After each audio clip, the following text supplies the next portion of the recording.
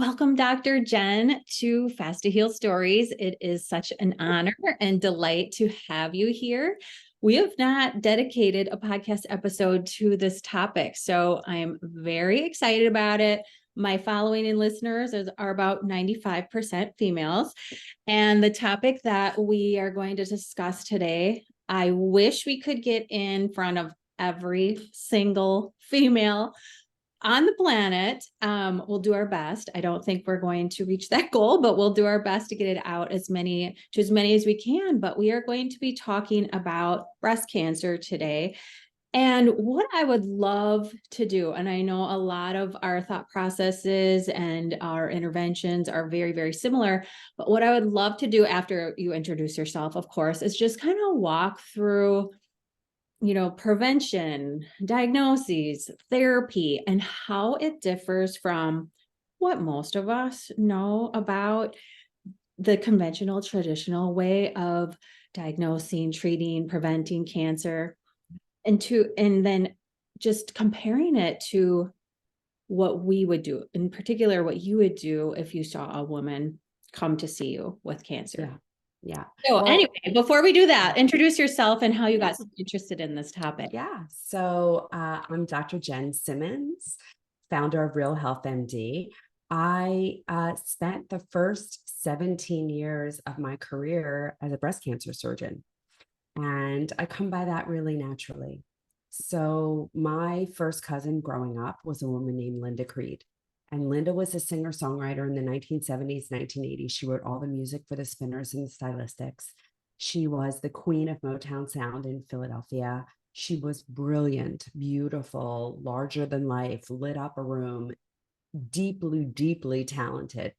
She wrote 54 hits in all. Her most famous song was The Greatest Love of All. Wow. And she wrote that as the title track to the movie The Greatest, starring Muhammad Ali. But it really received its acclaim when Whitney Houston released that song to the world in March of 1986. And at that time, it would spend 14 weeks at the top of the charts. Only Linda would never know, because Linda died of metastatic breast cancer 1 month after Whitney released that song. Tragic. I was 16 years old at the time, and my hero died. And her life and ultimately her death became my life's purpose. So I did the only thing I knew how to do. I became a doctor. I became a surgeon. I became the first fellowship trained breast surgeon in Philadelphia. And I did my job as well as you can do it. I was at the top of my field, doing extremely innovative things. I was practicing oncoplastics, which is the combination of cancer surgery and plastic surgery, reconstructive surgery. And I really thought that I was making a tremendous difference. I thought that I was really contributing and changing the trajectory of people's lives. And in right around like 2016, while at the top of my game and running the cancer program for my hospital, and I'm a wife and a mother and an athlete and a philanthropist, and I have all these balls in the air, and I think I'm an expert juggler. And one day I go from being able to do everything to being able to do almost nothing at all. And I have this exhaustive workup. And 3 days later, I'm sitting in the office of my friend and colleague and physician. And he tells me that I need to have surgery, chemoradiation, take lifelong medication. And I appreciated the irony. And despite the fact that these were things that I told people to do all day, every day, somehow something in me knew that it wasn't the right choice. And I walked out of the office that day. He told me I was going to die. And, I'm familiar with that reasoning. I mean, this is what I would tell my breast cancer patients when they asked, well, what will happen if I do nothing? And I would tell them, like, you're going to die of your disease. And And I was in that same exact position, only I wasn't going to do nothing. I was going to figure out another way.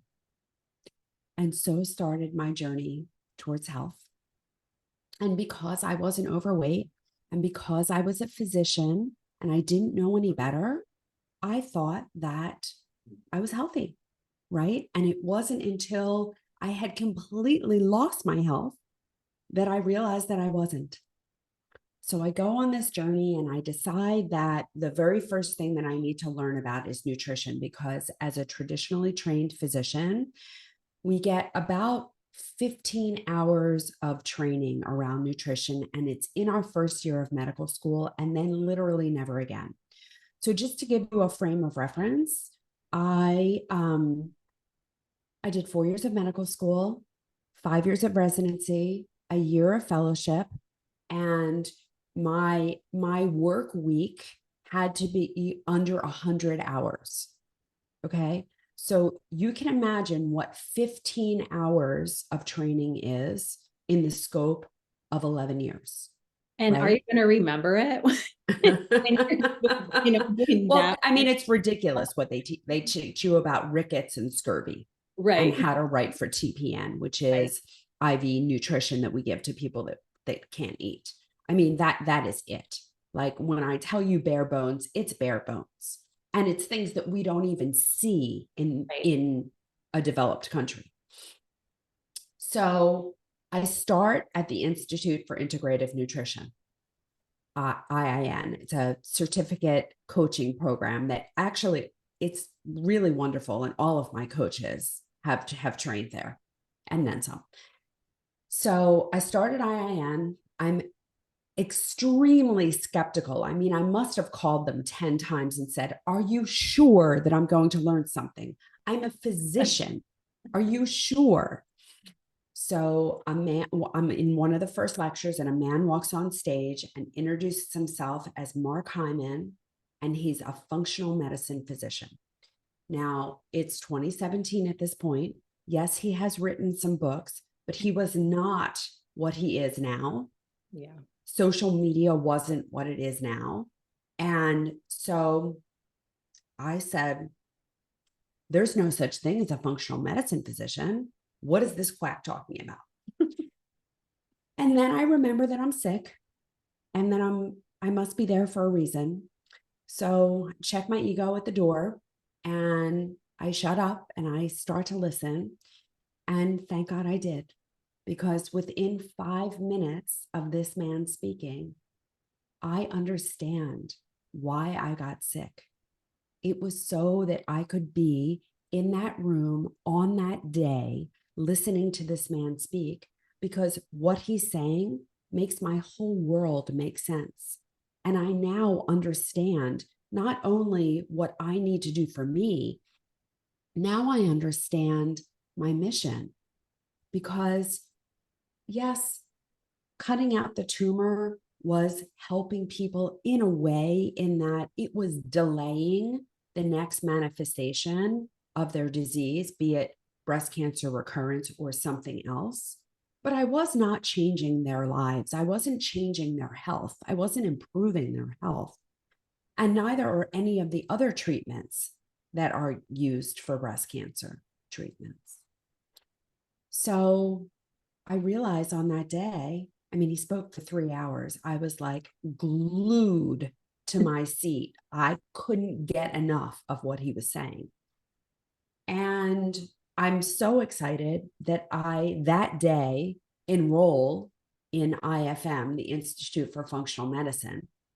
And I spend the next 3 years immersed in functional medicine and the study of functional medicine, because I realize that it's really our only hope. And that what we call conventional medicine is not traditional medicine in any way, shape, or form. And in the conventional medical system, we are so lost, we are so broken, and all the focus is on disease because we don't have a healthcare system. We have a sick care system. And the only way to get into our system is to fail. And nowhere in that system is how to restore people to health. It just doesn't happen. We just manage one symptom until the next one pops up. And then we suppress that one. And then the next one pops up. And so what I learned, the most valuable lesson that I learned for my breast cancer patients is that our system, all this is on the tumor. And of course, because the tumor is not the problem, the tumor is the symptom of the problem. So if all you focus on is the tumor, you're never going to get anyone well. And so where the focus needs to be is on the person sitting in front of you and helping them to get back in balance, because tumor is a normal response. Breast cancer is a normal response to an abnormal environment. And our environment is getting increasingly more abnormal. And it's helping people to realize that, to see that, and to restore the health of their environment, both their external environment and their internal environment. And when you do that and return to homeostasis, breast cancer reverses. Disease goes away. We want to foster an environment that promotes health. And the only way to do that is to look at the person in their totality. People with breast cancer don't have a bad breast, right? Their breast is not unhealthy. Their breast is not the problem. It's the response to the problem. It's how your body is trying to protect itself. And so after those 3 years, I hung up my lab coat and traded it in for a functional medicine practice, which I've been doing ever since 2019. And I now know that I am making a significant impact on the lives of my patients, but not only the lives of my patients, because when you teach a woman to be healthier, guess who gets healthier? Her family, her friends, her neighbors, her community.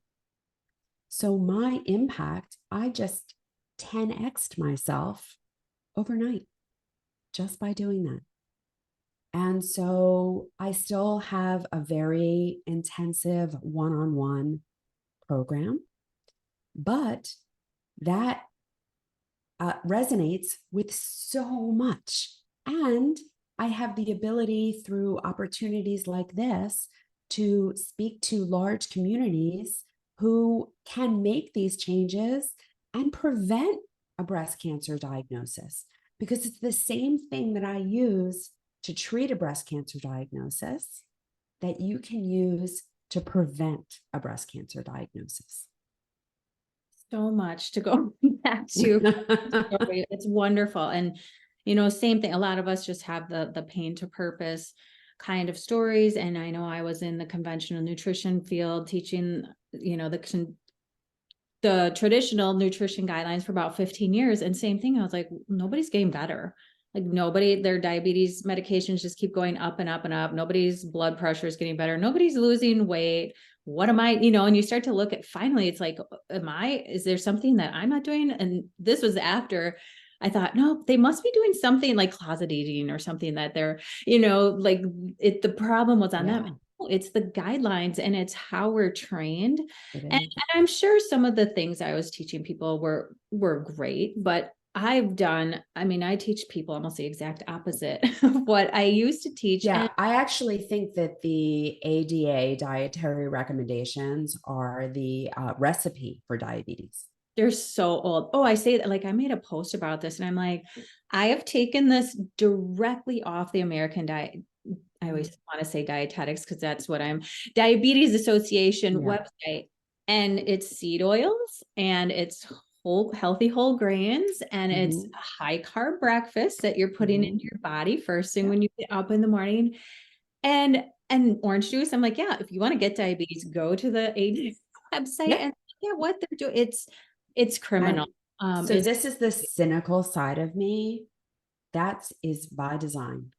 Oh, for sure. They're there to support the pharmaceutical industry, and the pharmaceutical industry is there to support them. Yes. right? So it's a great relationship for them. It's terrible for the people that they are allegedly trying to help. Right. And you don't want to think like that. You don't want to be the cynical person. And when I talk to other family members about, like, they'll be running a race and they'll want some money for the American Cancer Association. I'm like, I'm sorry, I cannot I know. support any of those big. It's so sad. Yes, I know, because you want to, and the idea behind them is phenomenal. Like, who doesn't want to help people with cancer? Who doesn't want to prevent diabetes? But prevention is not what is focused on in our sick care system at all. So, and I love how you said, like, the symptoms are not the symptoms are not, the symptom. Oh my gosh, what am I trying to say here? So cancer is the tumor Yeah, is not the problem. It's the it's the symptom of the symptom. problem. Yes. And Yeah. I see that, like, to my metabolic health community, same thing with diabetes and weight gain. Like, this is a symptom of your Yes. lifestyle and your food intake mainly. And, it doesn't just happen. It, like, diabetes does not just happen. It's 10, 20, 30 years. And the same with cancer. So I would love to just start with, we'll talk about prevention probably more at the end, because that's not focused on at all in our conventional system. But if somebody gets a breast cancer or we'll focus on breast cancer because that's your focus, but of breast cancer diagnoses. First of all, let's talk about the screening process, because before you even get the diagnosis, like, the conventional screening process is traditionally a mammogram. Let's get your thoughts on that first. And before I say, I already started this morning with a rant about this on Instagram. So oh we goodness, might as well just keep going. yeah, but it's like women need to hear it. We're Yeah. turn Yeah, 40, for sure. get your mammogram. Yet I don't even know what the recommendations are. However many years you get your boobs smashed, that's what you do. So talk us through, what you would do differently. Yeah. And So industry loves that message, right? Turn 40, start to get into the mammogram industry, because the mammogram industry is a $3.7 trillion industry. Okay. Screening mammograms, no, the industry doesn't make a lot of money on screen mammograms because they're essentially free. But 50% of women get called back. And they make a lot of money on those callbacks. 50%. And a lot of, Wow. yeah, somewhere between 30 to 60%, depending on where you are, will get called back for additional views and an ultrasound and maybe a biopsy. Or if we don't do that, we're going to give you an MRI, or we're going to follow you up in 6 months. Like, this is how the machine works. Mm-hmm. I listened to a testimonial this morning of a woman who was so grateful to her mammogram for finding a 3-centimeter tumor in her breast, a walnut-sized tumor in her breast.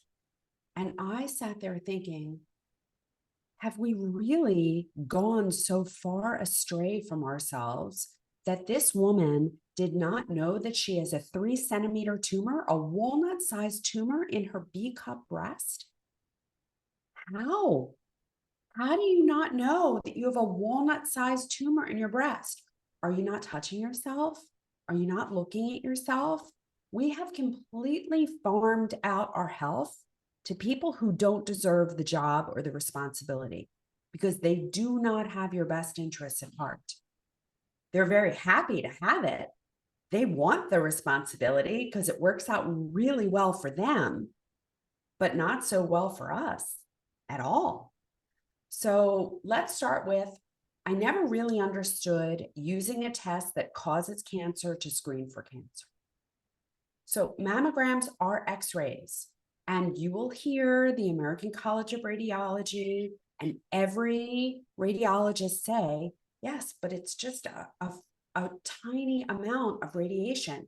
It's the same thing as you would get on a 5-hour plane ride, or whatever justification they come up with. And that might be true, except that 50% of women get called back. So 50% of women are going to have more than that amount of radiation, and they're going to have it more than once a year, because all those callbacks are getting called back again and again and again. So now they're on a 3-year cycle of callbacks every 6 months. So now we're not talking about a tiny amount of radiation once a year. Now we're talking about having it twice a year for now we're having 6 times that radiation. And the radiation isn't going anywhere. It's just adding up in our body. And so the cumulative radiation, when we look over a woman's lifetime, yes, maybe we'll save 1 in 1,000 women from breast cancer. We're also going to cause 7 cancers. We're going to cause more cancers than lives will save. What are we doing? Where is first do no harm? I mean, it is gone. And we have been so brainwashed to believe that it's part of prevention. It's not prevention at all. There's nothing about it. Is it early detection? Maybe, but it wasn't early detection for that woman that's so grateful that found the walnut-sized mass in her breast. So I think that we all need to go back to basics. Be in touch with your health. You need to examine your breasts every month. You need to know what you feel like. And, it's no different. I know people feel uncomfortable taking responsibility for their health, but no one else is going to care about your health the way that you will. There are caring providers out there, but they will never care about your health as much as you do. Never. And I have a friend, Sachin Patel, who says the patient is the doctor of the future. And I know that that is a frightening prospect to a lot of people. It's also exceedingly, exceptionally true, because no one can know you like you, but you have to know you. You have to be in touch with you. So you have to examine your breasts every month. And what you're looking for, ideally, if you're still cycling, you want to do it 1 week after your period started, so day 7. And if you are no longer cycling, pick a time that you're going to remember. Feel it on the 1st. There's a whole campaign to feel it on the 1st of the month, whatever is going to be meaningful for you, and you're going to do it. So you're going to examine your breast. I think the best way to do it is with a flat hand and just circumferentially running your hand around your breast, going from the outside in circumferentially. And then I want you to look at your breasts, like see what they look like. Notice bulging, dimpling, changes in the skin, redness, retraction, any of that. And so I think that that is a huge part of our self-care that we're all missing. And we need to take responsibility for our own health, and we need to be okay with that. I think mammograms are okay for if you find something. I think they're okay for diagnostic purposes, but I just don't believe that we should be getting radiated every single year to do a job that we should probably be doing ourselves. And many of those microscopic cancers that they are finding on mammogram and treating aggressively, they would not come to fruition. They would not become clinically relevant. And so, I'm really okay with getting rid of the screening program as it stands. Now, there is new technology. There is FDA approved technology called QT scanning. And this again, QT what? QT scanning. QT scanning. Okay. Yep. And the technology is most similar to ultrasound, except it doesn't use a probe. So it is comfortable, it is fast, it is affordable, and it is 40 times more sensitive. It has 40 times the resolution than MRI. Wow. So you put your breast in a vat of warm water, like it goes for a swim for 4 minutes. Better than And crushing it like a pancake, right? yes, so no trauma, no pain, completely comfortable and fast. It's not, people who are in an MRI scanner, you're in there for 40 minutes. Mm, The banging and the gadolinium, because an MRI of the breast requires contrast. That gadolinium is a heavy metal. I see people spilling gadolinium for years in their urine after they've had an MRI. mm, So this is being stored in our body.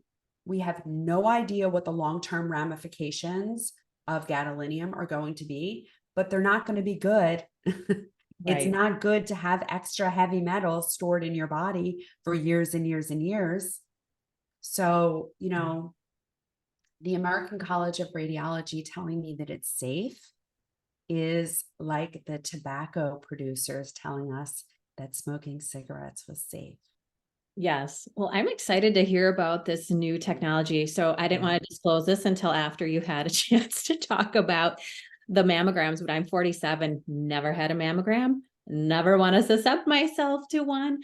Um, I think thermography is another option, but the I QT agree. scanning I is, agree. I But didn't know about QT scanning is going to replace everything.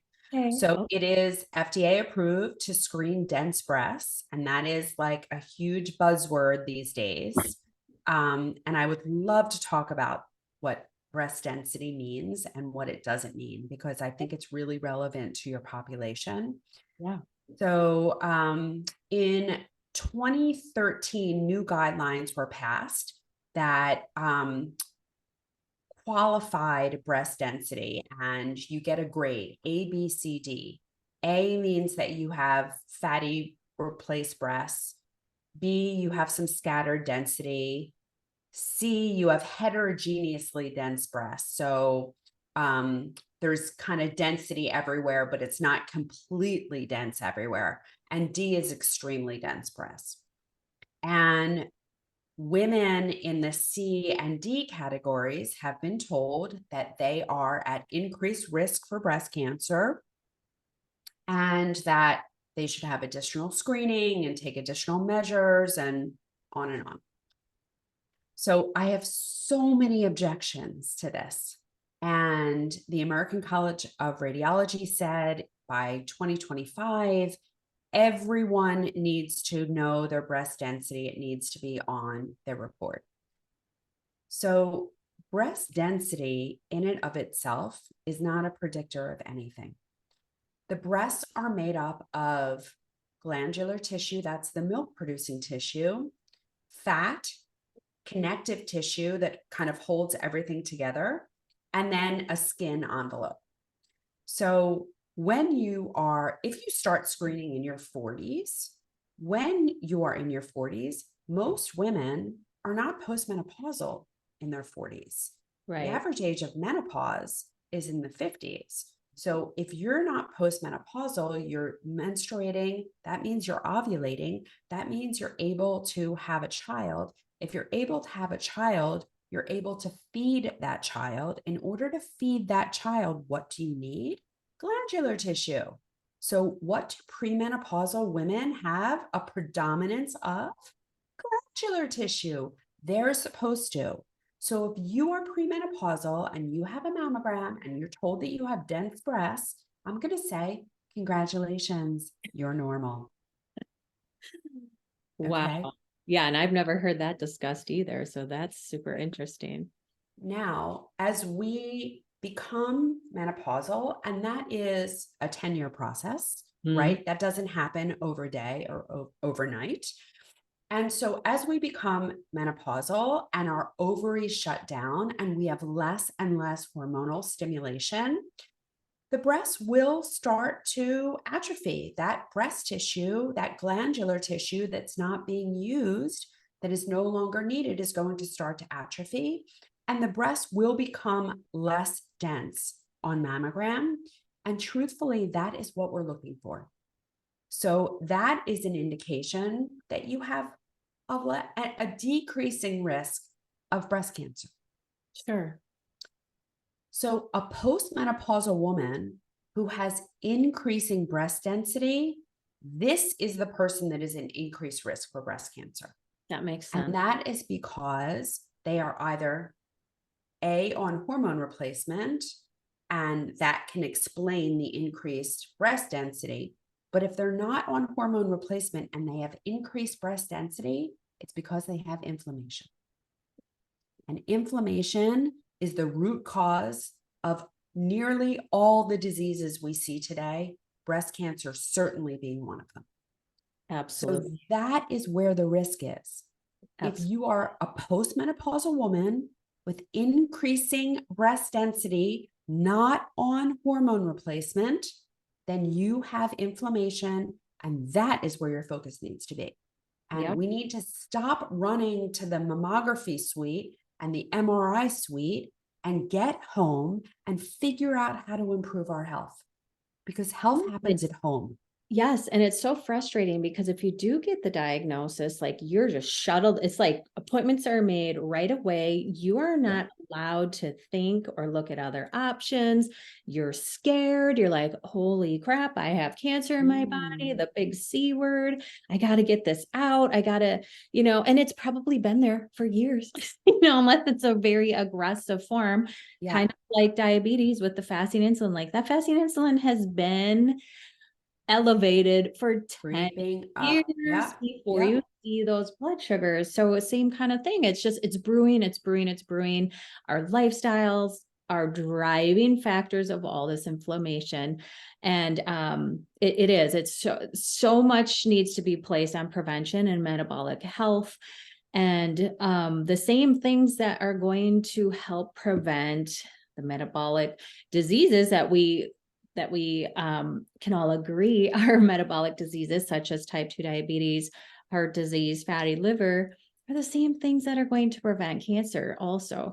So Beck, I just have a couple questions about the QT scanning. Is that something that's available everywhere? And then does that also look at breast density, or is that more so, what is So it exactly it is for? so sensitive and so specific that if you have a normal QT scan, you do not need another study for 2 years. Okay. 2 years. The readily available is happening because of people like me, and I have friends around the country, Yvonne Carney, Kristen Burke. We are opening up centers so that people can get access to this. There are currently 8 centers open in the US. Most of them are on the West Coast. But I think within the next 5 years, I certainly intend to make it readily available in my area in the Northeast. And I hope to make sure that everyone on the East Coast gets access. Yeah. So, this is my 10-year goal. Yeah. And this is going to be my real contribution to health, because at that same center, I'm talking to people about restoring their health Right. and protecting their health, safeguarding their health for the future, because we know it's possible. Yeah. We Right. look at areas like the blue zones around the world, and Yeah. we know that it's possible. We just have to start to live in congruency with how we were supposed to. We need to live an evolutionarily correct life. And accept that we have the power to do that, not that things just happen to us, or if we have bad genetics, we're going to get the same thing as our parents. Like I'm the only person in my immediate family of normal, healthy weight. I'm the only one with no metabolic disease. And that runs true for pretty much every family. When we look at 93% of the American population, adult population being metabolically ill, it's just mind-boggling. So you would think. But I'm going to argue that that is not genetics. I'm going to That's what argue I'm that, saying. It's yeah, like people want to blame it on genetics, yeah, but we have to take responsibility. We're not going to express those genes unless we have the lifestyle and the environment to express those genes. Yeah. So what I'm saying is I'm the only one in my entire, not my kids and my spouse, but like my siblings, my parents, like I'm the only one of normal weight because of the lifestyle that I lead. And I am certainly predispositioned for diabetes and heart disease, but I have no metabolic disease because of my lifestyle. So people need to accept that before I feel like we can, make huge progress. But you would think something with this, like the scanning, everybody would know about it. Every woman would know about it. But what's standing in the way? Probably all the money that's generated from mammograms and the repeat visits and everything that you already talked about. Yeah. Let's circle back then to therapy. So you're diagnosed with breast cancer. And I know I've heard you say that I think it's 90% of breast cancers are not hardly ever fatal. It's just the more aggressive parts that, well, I shouldn't say fatal, but they're not life. 90% of breast cancers are considered curable. Right. So it's probably more than 90%. Which is crazy because you're just so like you get diagnosed and you're scared as a woman. So let's talk about like getting diagnosed. Like what would the therapy be then if they were working with you versus the conventional system? Because the conventional system basically has radiation and chemotherapy. And that's it. They don't talk about nutrition. They don't talk about all of the other things. You pretty much have to leave the country to get any of these other options, which is really sad. So what would you, so you already said, like, go home and get yourself healthy. Like, what's the protocol that you would give somebody? Yeah. So, and I do want to say that I think that there is a place for conventional medical treatment. Right. So in someone who has a significant tumor burden, right, their sink is overflowing. So you need to mop up the floor. So surgery, chemo, radiation, these are modalities that you can use to mop up the floor. But the far more important thing is to figure out why your sink is overflowing, right? How do you turn off that faucet? How do you unclog the drain? And that's the work that I do with people. So I help people to arrive at their why. Our bodies know how to heal, right? But we need to figure out what our impediments to health are, what our roadblocks to health are. And so I help people to unravel that. I help them to see where the contributors are, and I help them to restore balance. And I don't do it instead of conventional medicine because I think there's a place. I'm not throwing the baby out with the bathwater. Right. But I think that it's an and, it's not an or. And for most people, the far more important work is going to be the work that they do with me. Because no one ever got healthier because they had a surgery or because they had chemotherapy or because they had radiation. In fact, quite the contrary. And we know that women who have been treated for breast cancer are 2 to 3 times more likely to die of heart disease than women who haven't. And that is twofold. First, if you never figure out why you got breast cancer in the first place, that underlying inflammation, the stimulus for your illness is still there. Right. And so it's just going to manifest as the next thing down the road if you don't intervene.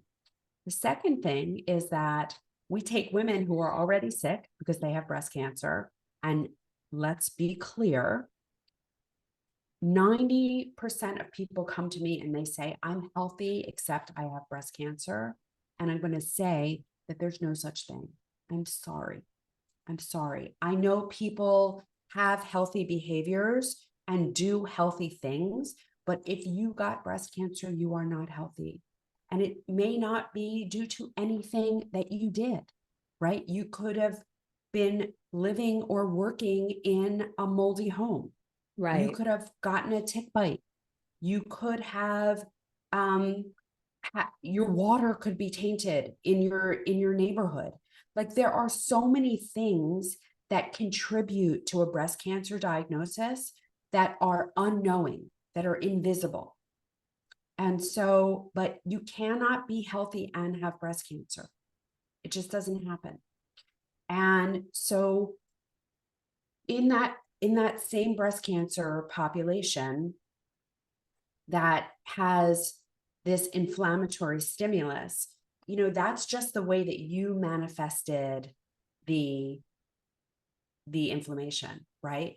Other people are going to manifest as autoimmune disease. Other people are going to manifest as metabolic disease. Other people are going to manifest as cardiovascular disease. Some people are going to manifest as depression, anxiety, others cancer, right? So it's all coming from that same space. And that's the space that we need to work on. That's the space that I need to work on with everyone. So I try to figure out their why.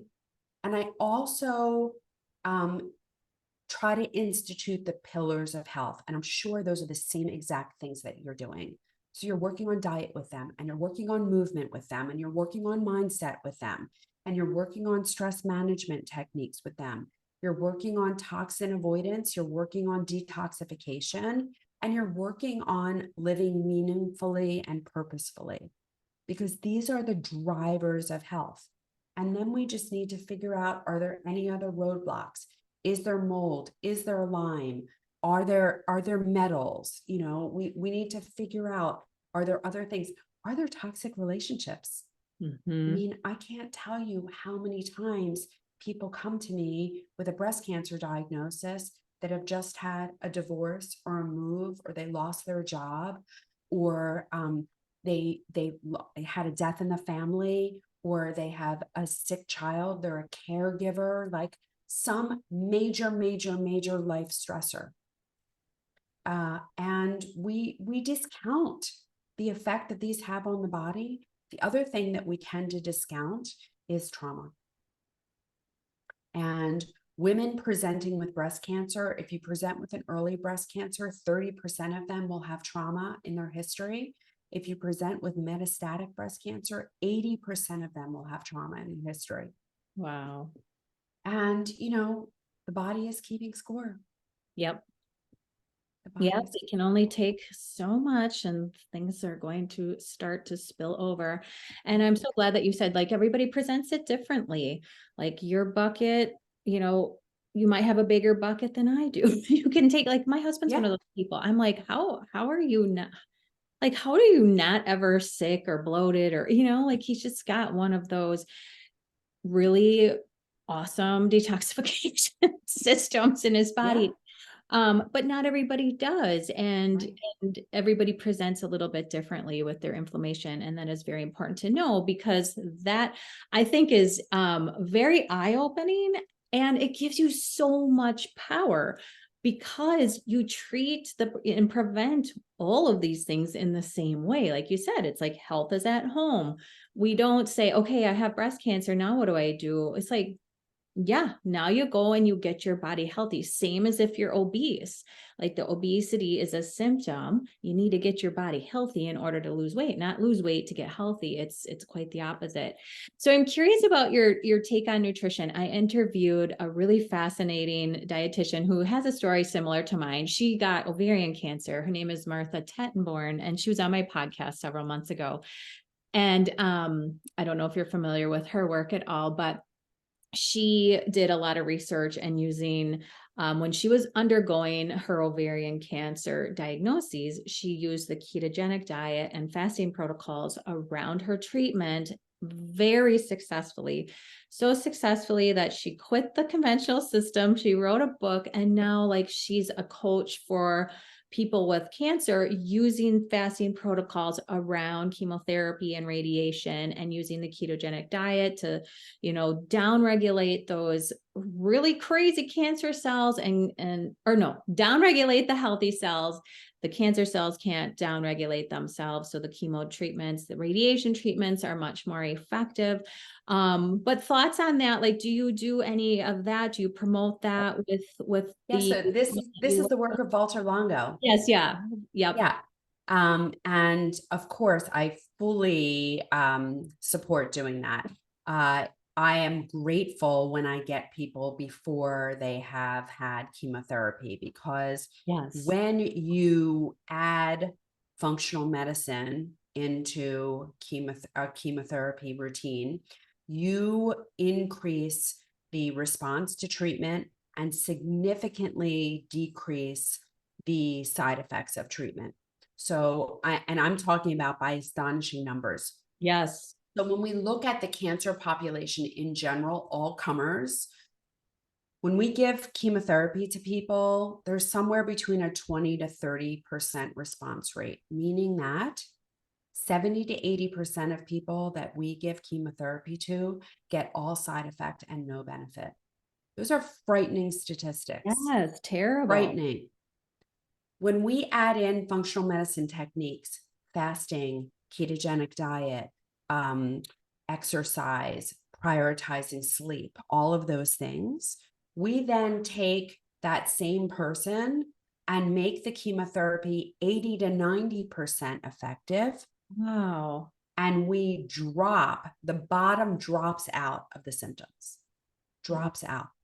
People are energetic. They're not nauseous. They have less hair loss. They have less everything. It's amazing. And it's amazing. And yet, at every single chemotherapy center across this country, except for Walter Longo's at USC, they are serving Boost. I was just there's Ensure is right there for them. They're telling people to not lose weight. Right. Cancer is a metabolic disease. Right. With very rare exception, where the leukemias and lymphomas, they're much more environmental. Maybe kidney cancer is as well, but most of the cancers that plague our society, they are metabolic diseases. Absolutely. And if we are not paying attention to people's metabolic health, we are not helping them. You're not curing cancer in anyone who's overweight. I'm sorry, you're not. If you're giving them chemotherapy, you are only worsening their metabolic health, and this cancer will be back. Or if that doesn't come back, they'll die of heart disease, right? Like they're just going to trade in one disease for the next unless you correct their metabolic health. And so, I describe what I do around chemotherapy. I do use the fasting mimicking diet. Yep. I use a 36-hour fasting mimicking diet. I give people the options of Prolon if they want to do Prolon, but that is processed food. So, or they can do, I've written out my own, which is, they make vegetable soup or a smoothie. They can have a handful of nuts, a handful of olives, a half an avocado. They're just eating beneath a certain threshold. Yep. And they're doing that for ideally the day before, the day of, and the day after cancer. Some people do it chemo. Some people do it 2 days before and the day of chemo, and then go back to their keto-ish diet afterwards. I don't really advocate for a keto diet because most of them are very heavy in meat.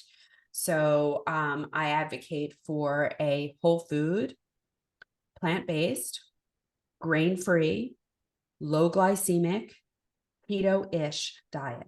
Yeah. In that I'm not making anyone, you don't have to check your urine. You just have to, kind of follow a certain prescription. Sure. Yeah, that's exactly what I would promote, but it's crazy.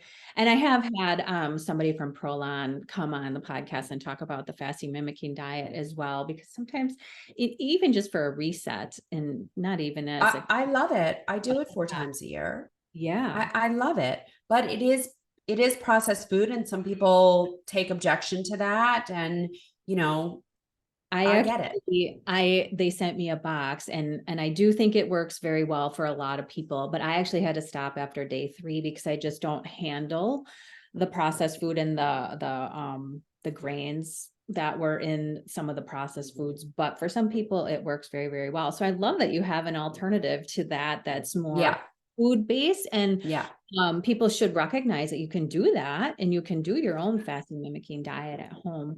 Yeah. I remember when the very couple first years I was a dietitian in the conventional space, I did see some cancer patients, and the emphasis was on, just like you said, like keep their calories up, don't lose weight. I think we talked to them about protein a Like little bit, literally eat not pizza and ice cream. yeah, like have ice cream, have as many calories. You just don't want to lose weight. And that was basically, we'd give them like a protocol of high calorie foods. It didn't matter if they were processed or not.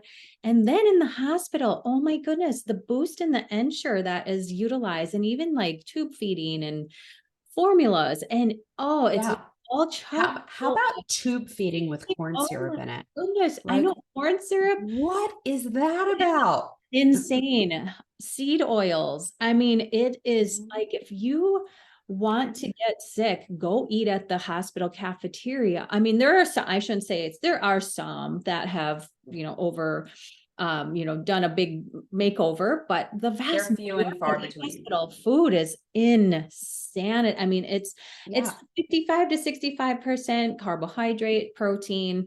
It doesn't matter how, all they care about is that macronutrient breakdown. They don't really care about if it's whole food, if it's low protein, high carb, and a little bit of I fat that's know. really not natural I fat. know, but you have to remember, like they're creating customers. Oh, for sure. So it's like, So their goal and our goal is not the same. yeah, and you just nailed it on the head. It's just it's a sick care system, and that's just what it is right now. I mean, Mhm. and I think most healthcare providers are well intentioned. It's not like they're going in to Oh, be I agree. doctor I to agree. like make people sick, and it takes a big turnaround in the thought process, and it took a long time for me as a dietitian too to be like, wait, what, these guidelines really aren't. And I was thrown into the throngs of conventional medicine with my son, who got very, very ill, and that's when I woke up and I was like, they're not listening to anything I'm asking, anything I'm suggesting, anything that was out of the standard of care was, no, sorry, we can't do that. So many things need to change, but we talked, so in closing, I know, we talked a little bit about the diagnosis, we talked a little bit about treatment, early scanning, which is phenomenal, nutrition, which is huge, but Huge.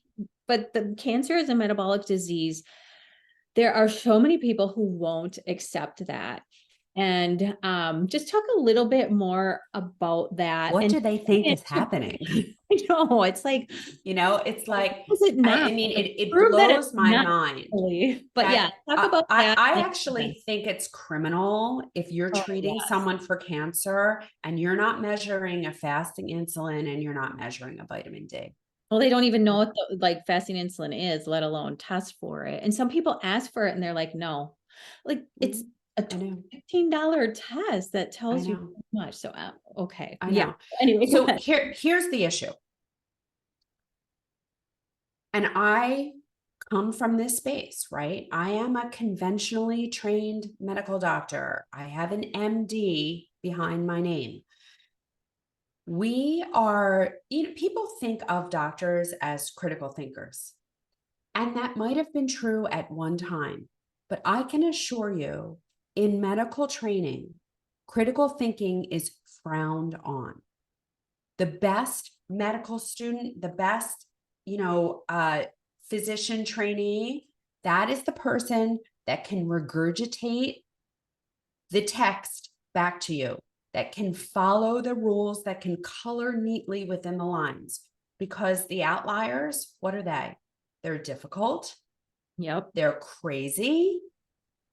They're rebels. They're renegades. Honestly, after running a cancer program for 20 years and being at the top of my field surgically, I leave and go into functional medicine, and suddenly, as I'm talking to people about what they eat, how they move, how they think, how they sleep, avoiding toxins, prioritizing healthy relationships, suddenly I'm dangerous. I'm now dangerous When I had a knife in my hand, I was perfectly safe. Right. And now I'm talking about food, I'm dangerous. Yep. And this is how physicians are taught to think. So they honestly believe that if it wasn't taught to them in school, it's neither true nor important, right? Maybe both. And this is a huge problem because we don't educate our physicians about health. They never learn how to make people healthy. They have no idea. And no one ever goes to the doctor and says, Doc, make me as healthy as possible. That's what I want to be. They go to the doctor because they're tired. They have no energy. They have no libido. They have pain. They can't sleep. I mean, and so our doctors don't know how to create health. And so it doesn't occur to them. We are basically trained to recognize failure, and nowhere along the way do they think to intervene.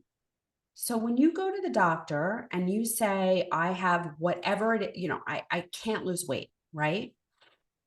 And what do? They draw labs and they say, all your labs are normal because they don't check for anything important or meaningful. And they tell you what? They tell you you're fine. And you're fine until you come back 3 years later because you now have diabetes. Now you're a train wreck. Yeah. Right. And so they don't recognize any of it along the way. They only recognize failure. So for them to connect that cancer is a metabolic disease is so far away from what they were taught whenever they were taught it. Yeah. That most of them walk through their career with blinders. And it took me getting to be deathly ill to take my blinders off. And I'm grateful to God for that. Just as so many people who have had cancer and found health afterwards are grateful for their diagnosis. So I am not saying that diagnoses are blessings. They're not, but they're messages. And you are meant to hear them. And if you don't listen to the whispers when you're tired and just not feeling right, then you get screams. Then you get those diagnoses. And so I think at the end of the day, whether or not your doctor is able to put all of this together, if you are not feeling the way that you expect to feel, if you are not looking the way that you expect to look, if you are not moving the way that you expect to move, find someone who hears you, because there are a lot of us now. Functional medicine is growing. Integrative medicine is growing. And we know that you are not fine. Yep. I love that. I love that this field is growing, and I love that holistic nutrition and integrative nutrition. And yeah, if I could go back and do it all again, I'd do integrative nutrition in a heartbeat over the conventionally trained, because people are critical thinkers. I mean, they want to know why. I mean, that was the one question when my son was so ill. Well, why is he ill? It just happened. Or Yep. nobody knows it's an autoimmune disease. And his was not ever an autoimmune disease. It was just, I was just given, we don't know. I'm like, he's 10. Like he was healthy last week and now he's not. Like, this is not normal. So such great information, such a fantastic episode. The one thing I really want people to leave with, that I think they got out of this message and from your message, is we have the power to take our health into our own hands. Doesn't matter how old we are. I mean, even you were sick on your deathbed and you recover. The body's meant to heal. You just got to give it the right nutrition, the right environment, and you can do it. Is it always easy? Heck no. No, it's not always the easy route. It's a lot easier to pop a pill and just keep doing what you're doing. But that if you're sick, like you said, if you're sick, there's a reason for it, and you need to uncover that reason. Yeah. So are you working with people virtually, or where can we find you? So I do work with people virtually. I have a course for anyone along the breast cancer spectrum called My Answer to Breast Cancer. which is basically your guide to anti-inflammatory living. It's your guide to creating that environment that fosters health rather than fostering disease. I do work with people, a select group of people individually, because it is very intense work, very time consuming, and I want to give the people what they need. So we can certainly provide a link, but if you head to realhealthmd.com, that's my website. That's where you can find all of my information, and make sure that you're following me on social. All my tags are Dr. Jenn Simmons, and my Jen has 2 N's.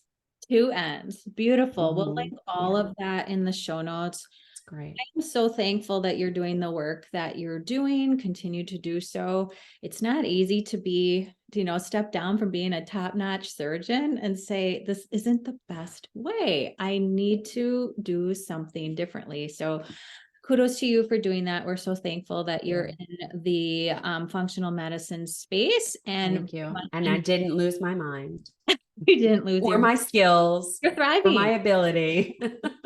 You're thriving and you're helping Yeah, us. I'm all there. Yes. So we are very, very thankful for you, and thank you for coming on today. Thanks so much for having me. It was a pleasure.